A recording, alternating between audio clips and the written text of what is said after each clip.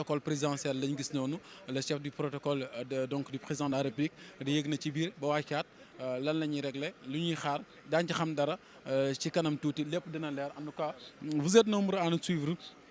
Tey jii en direct ici au niveau donc du tarmac de l'aéroport international Blaise Diagne on aperçoit Pape Sow le sélectionneur national bi nga xamante ni mooy wàcc noonu mooy ñëw Pape Thiaw mooy ñëw noonu gis nga ko noonu macha allah di jàmbaar ji coupe baa ngi noonu ndam laa ngi noonu coupe baa ngi noonu coupe baa ngi noonu macha allah xéewal gaa ngi noonu loolu nag moom lañ rëbb ji woon gaynde yi nag ndawal gañ rëbb ji woon indi nañ ko loolu mooy lañ rëbb ji woon indi nañ ko mu nekk lu am solo li nga xamante tey jii sénégalais yeneen joueurs yi ñu ngi commencé di wàcc noonu vraiment mi ngi noonu muy lu am solo li nga xamante ni ak seen njaboot ñi àndoon ak seen doom seen soxna macha allah accompagner leen gunge leen ci bés bi nga xamante ni histoire dina ko bind ñoom ñëpp ñu ngi noonu di ñëw macha allah on a vu Ibrahima Mbaye moom aussi mi ngi noonu. yeneen joueurs yi voilà dañu xaw a sori pour nga mën a xam ñëpp dina jafe mais Elimane Ndiaye est là Jacob également mi ngi noonu ñoom ñëpp ñi ngi noonu di wàcc benn par benn di nuyu saafonteeg njiitu réew mi le président de la République du Sénégal son excellence monsieur Bassirou Diomaye Diakhar Faye ici présent au niveau du tarmac de l'aéroport international Blaise Diagne de Dakar gis nañ tamit au niveau donc du tapis rouge l'ensemble du gouvernement avec le premier ministre Ousmane Sonko ainsi que l'Assemblée nationale, le législatif, l'exécutif et le judiciaire, mais aussi donc l'armée, les autorités diplomatiques administratives, tout le monde est là. Voilà mi ngi noonu di ñëw benn par benn di lu am solo li nga xamante ji taarix dina ko bind ba faaw. waaye dina ko waaye ba faaw ndax nag day lu am solo mi ngi noonu Pape Thiaw Pape Bouna Thiaw le sélectionneur national du Sénégal qui a aujourd'hui honoré tout le peuple sénégalais monsieur Pape Thiaw mi ngi noonu ngeen di ko gis noonu sur ces images voilà ñu ngi noonu ñoom it war a def benn taxaw bu am solo ngir rek xaar ñoom it seen naataango yi wala bokk goneem yi ñu wàcc ngir nag ñu mën a nuyoo mboolem ñu teew fii nga xamante ni ñoom ñi ngi fi di def liggéey bu mucc ay voilà bés de boo xamante ni bés de bu am solo bu histoire du fàtte mukk ba abadan daayiman macha allah tey jii histoire dina ko bind dans les annales ndax wax naa ko ku def lu rëy andu rëy moo tax Pape Thiaw dafa def lu rëy moo tax mu am ndër lu rëy tey jii kon nekk na la nga xamante ni histoire du ko fàtte mukk ba faaw ba abadan daayiman mi ngi noonu fii nga xamante ni moom moo di kon ci fii di donc aéroport international Blaise Diagne bu Dakar Pape Bouna Thiaw moom nag nekk koo xamante ni Pape Bouna Thiaw n'a jamais eu besoin donc de bruit pour s'imposer ancien attaquant des Lions de la Teranga il est aujourd'hui l'un des visages les plus solides du football sénégalais bi nga xamante ni am na né à Dakar le 5 donc février 1981 Pape Thiaw s'est construit loin des projecteurs tapageurs préférant l'efficacité à donc l'esbrouffe un trait de caractère qui marque également autant sa carrière de joueur que son parcours d'entraîneur donc sur les terrains européens il s'est forgé une réputation d'attaquant intelligent capable de faire la différence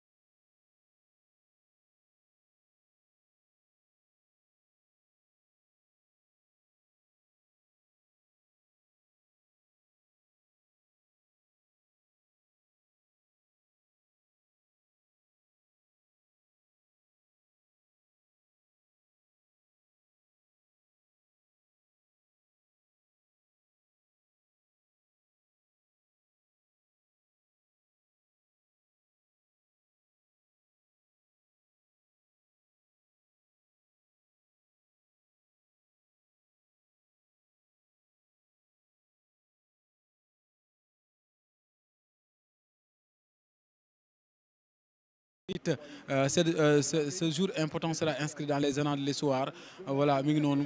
Idrissa Gana Gueye avec son fils bi nga xamante moom la gàddu noonu xam naa doomam ji ëllëg dina am lu mu woy ci li nga xamante moom moo di kon Sénégal parce que nag bés la boo xamante ni bés la ci bés yi dara dootu ko fàtte ñi ngi ñëw benn par benn ñi ngi wàcc ñi ngi wàcc ñi ngi wàcc ñi ngi wàcc ñi ngi wàcc noonu benn par benn gaa ñuy ñëw ak seen i raaya takk seen i li nga xamante moom mooy kon lii di médaille yi wane dëgg ne ñoom kat xeex nañ jàmbaar dëgg-dëgg liggéey nañ ba gagné li ñu war a gagné ñu ngi noonu di ñëw le président de la république nag am na ñu muy waxtaanal ci suuf ku wàcc mu jox la loxo mais seenaguñ ko bu baax a baax parce que nag fi ñu nekk dafa xaw a sori mais lu ci mën ne am mën nañu jàpp rek ne fi mu nekk nii voilà c'est Pape Bouna Thiaw mi ngi noonu Pape Bouna Thiaw mi ngi noonu gars yi ñu ngi def beneen classement nag classement boo xamante ni boo ko tëgg bi woon match bi démb je l'ai rappelé Pape Bouna Thiaw mi nga xamante ni donc mi ngi noonu di lu am solo li nga xamante ni mais c'est sur le banc que Pape Thiaw révèle pleinement sa dimension. En 2023 il conduit l'équipe nationale locale à un sacre historique au championnat d'Afrique des nations bi nga xamante ni am na ci donc équipe nationale bu Sénégal bi nga xamante ni wane na ci dëgg-dëgg taxawaayam mi ngi noonu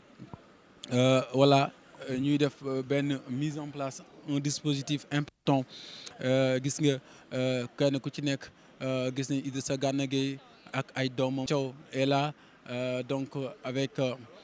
maillot vert bi ngeen di seen noonu à côté de Doudou Edouard Mendy notre gardien national Ibrahima Mbaye est ici devant ñu ngi leen di gis nii à côté muy bés bu am solo boo xamante ni histoire dina ko marqué histoire dina ko bind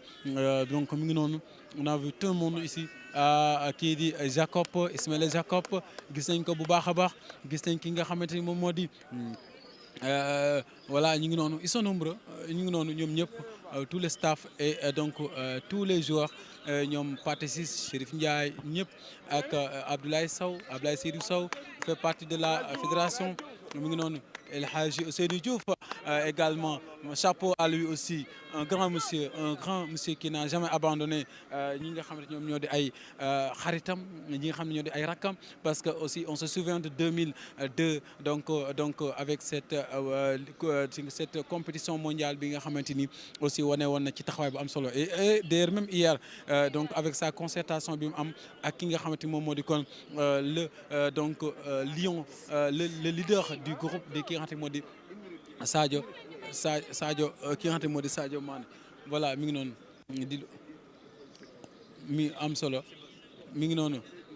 merci mi ngi noonu voilà ñu ngi noonu ñoom ñëpp aligné devant war a def li nga xamante ni moom moo di kon lu am solo ci ab déclaration peut-être quelques entrevues la RTS qui donc gère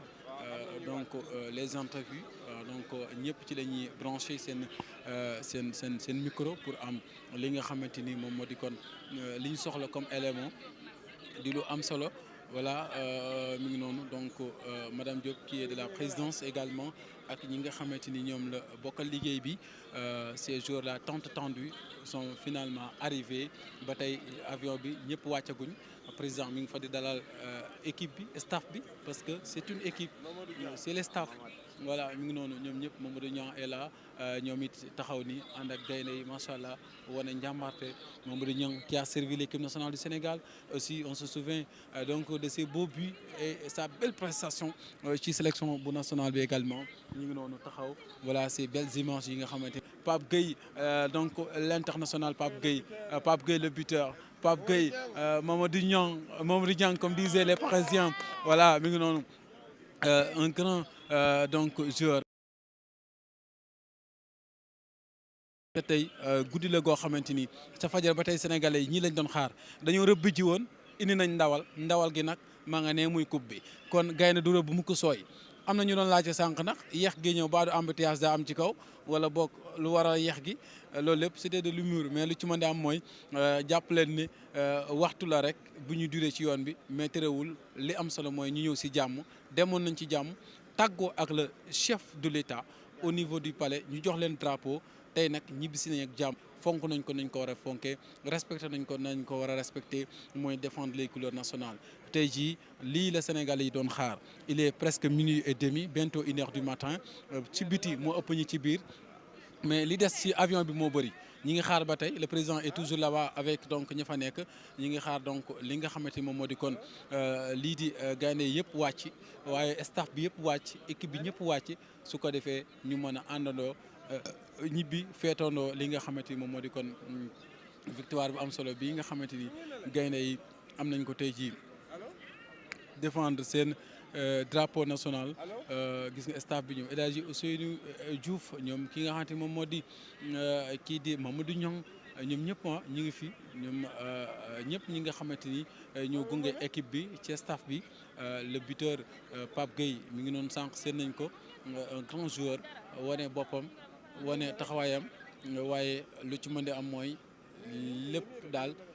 fi mu nekk nii mooy mbégte moo am demain nag est prévu une parade populaire au niveau donc des rues de la capitale donc pour wan sénégalais yi raaya bi à 16h ils seront reçus au palais présidentiel par le chef de l'État parce que nag loolu aussi c'est un rendez-vous républicain important dans la vie d'une nation parce que chaque année noonu lay demee sunu yaay Ajaratu Aïda Mbodj mi ngi noonu yore lu jëm ci DRFJ moom it demoon na gunge ji gaynde yi mi ngi noonu tamit moom it nee na daa demoon gunge ji woon xale yi ay sëtam ak i doomam mi ngi noonu donc l'arrivée de son excellence dafa mel ni président mooy ñëw noonu moom it gis ngeen ko noonu président de la République Bassirou Diomaye Diakhar Faye mooy ñëw noonu di ànd ak gaynde yi pour rek moom it ak mbégte mi nga xamante ni nii am na ko tey joxal leen raaya bi waaye tey ji ànd ak ñoom ci ñi nga xamante ni ñoom ñoo di mi ngi noonu voilà donc c'est donc le message du chef de l'État qui est attendu donc qui va délivrer un message le président de la République va délivrer un message important donc mi ngi noonu ici ce soir parce que nekk na bés boo xamante ni bés la bu am solo ñu bàyyi leen kon ñu diglu son excellence monsieur Bassirou Diomaye Diakhar Faye mi nga xamante ni daal macha allah dina def discours bu am solo mi ngi noonu taxaw ci wetu le premier ministre Ousmane Sonko ak ki nga xamante moom moo di Kalidou Koulibaly qui tient le capitaine des Lions qui tient la coupe Pape Bouna Thiaw à côté à droite du président Ousmane Sonko donc mi ngi noonu.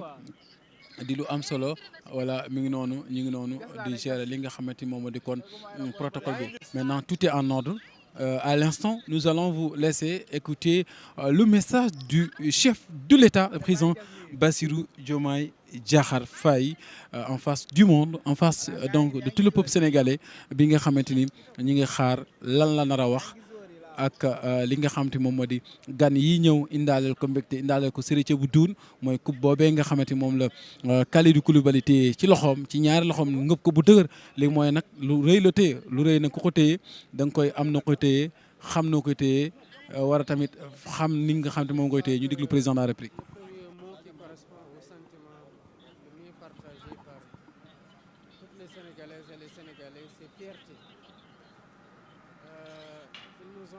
Fiers en tenant la promesse qu'ils nous avaient faite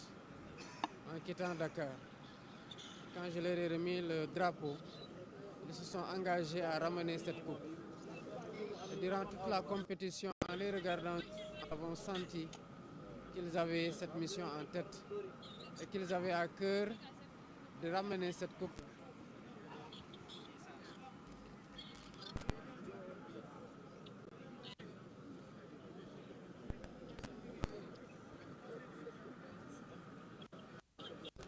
Sur le terrain et en dehors du terrain. Nous ne pouvons que être fiers d'eux. Ils imaginent certainement qu'ils nous ont fait passer par toutes les émotions. Nous leur avions promis derrière chaque geste de vibrer avec eux, d'être à leur côté et de les pousser jusqu'à l'exploit qu'ils ont réalisé de la plus belle manière hier à Rabat.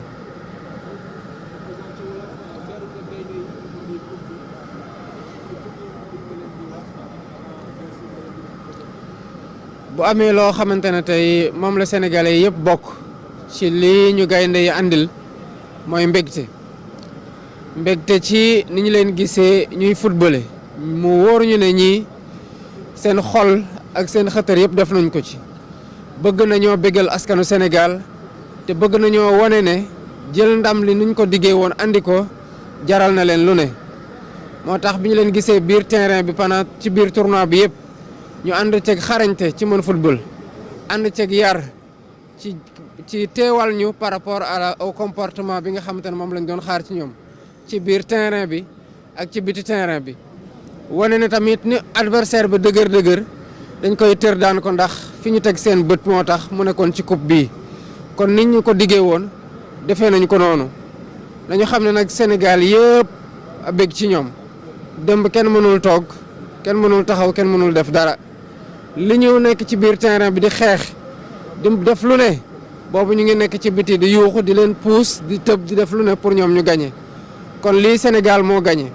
Sénégal yëpp a gagné wane ne que Sénégal benn la wane ne que gaynde yi taxaw nañu teewal askan wi te deuxième étoile bii ñu andil njukkal rek lañu leen ci ameel te njukkal googu askanu Sénégal nañu leen ko delloo bu mat sëkk incha allah suba bu soobee yàlla. Merci beaucoup. Donc, Monsieur le Président, nous allons vous inviter uniquement les joueurs et l'entraîneur dans un premier temps pour accompagner Monsieur le Président et Monsieur le Premier ministre pour saluer la délégation qui a accompagné les...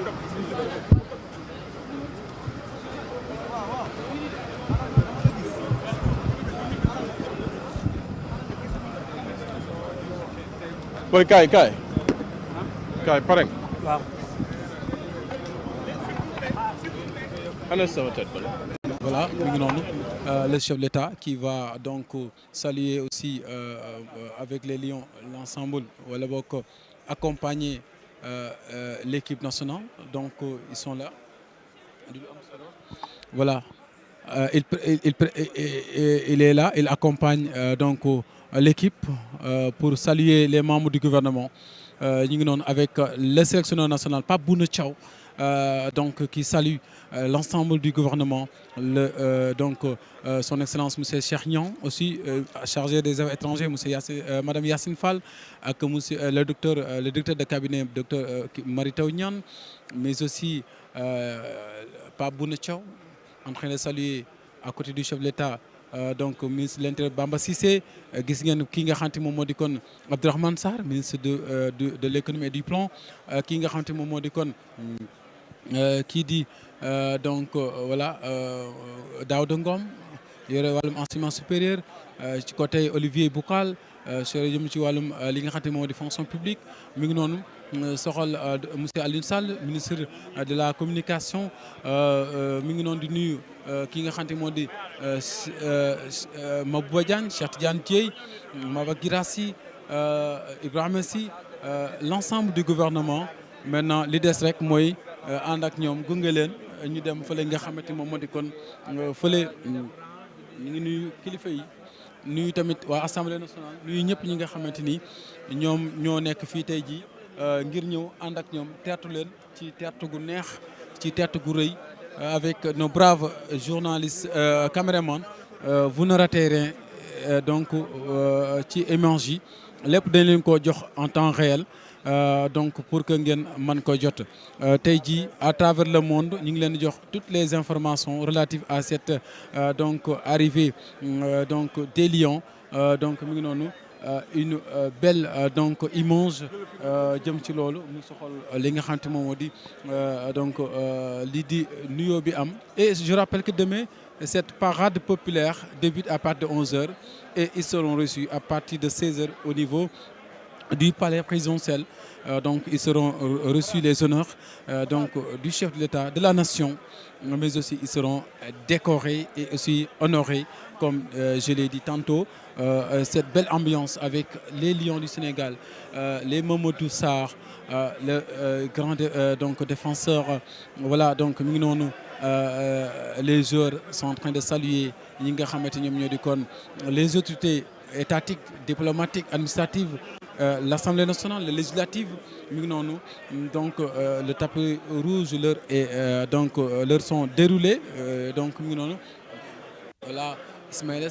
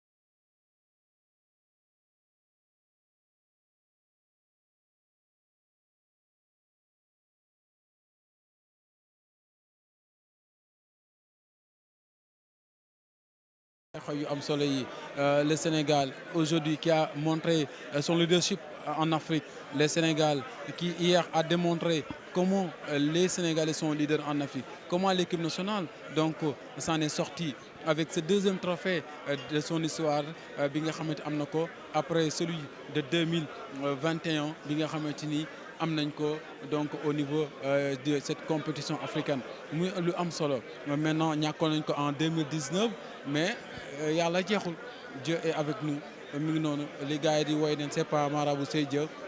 cela n'est point à démontrer madame Khady Diène Gaye ma nga noonu àndoon ak gaynde yi elle est rentrée au bercail moom it avec donc ndam bu am solo bravo et chapeau à la fédération elle aussi chapeau à la fédération également qui a abattu un excellent travail chapeau également à autorité des aéroports du Sénégal aussi et l'ensemble des FDS également qui ont aussi des AS aussi avec ce brillant travail bi nga xam ne ñu ngi koy def pour cette belle réussite de cette belle organisation bi nga xam am na tey jii donc cela n'est point à démontrer voilà donc ni ma ko waxee sànq rek ñi ngi woon Maroc di leen jox xibaar yi ñi ngi waat fii di leen ko joxaat bravo à l'équipe Pape Birahim Lalla et donc Dieye mais aussi tey fii gis ngeen que mbégte la tey contentement la tey reetaan la tey ku ne sañ nga bëggoon nga sa doom nekk joueur tey ku nekk bëgg nga sa doom nekk joueur ndax nag lii xale yi indaale lii xale yi wane tey lii xale yi yore tey xool da cee sedd xool da cee bëgg vraiment ndax nag vraiment Sadio Mané kenn du moom kenn du Sadio daal wax dëgg yàlla moom it wax dëgg yàlla wane na dëgg-dëgg li xale bu jigéenam naan da koo jar waaye tamit jar na ko mu ngi noonu wane na dëgg li nga xamante ni moom moo di réew fi mu ko toll fi nga xam ne fa la ko Sénégal toll Sadio Mané di ku yaru ku am jom ku gëm dëkkam ku gëm équipe am ku gëm li nga xamante moom moo di kon réewam drapeau am lii nag dafa neex parce que président de la République moo leen joxoon raaya bi yónni leen gaynde nag du rëbbi mukk di sooy amul gaynde buy rëbbi di sooy donc rougir nañ face au Lion de l'Atlas ñi nga xam depuis 1976 dañ ko doon am coupe c'était la première fois ñu daje ak Sénégal ci match officiel c'était en juillet 2001 c'était lors des qualifications du mondial 2002 tey jii hier c'était la deuxième fois ci match officiel ñuy daje muy di jëm ci finale de cette 35e édition de la Coupe d'Afrique des Nations voilà mu nekk deux pays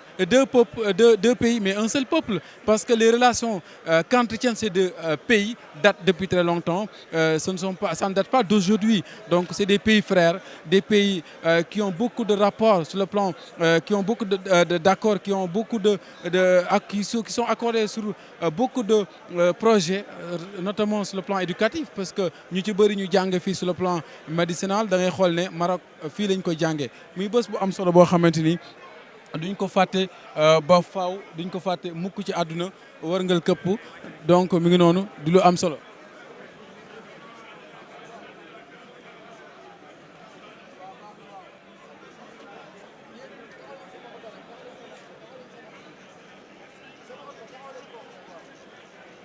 voilà mi ngi noonu di kon xeexoo mais attends ñett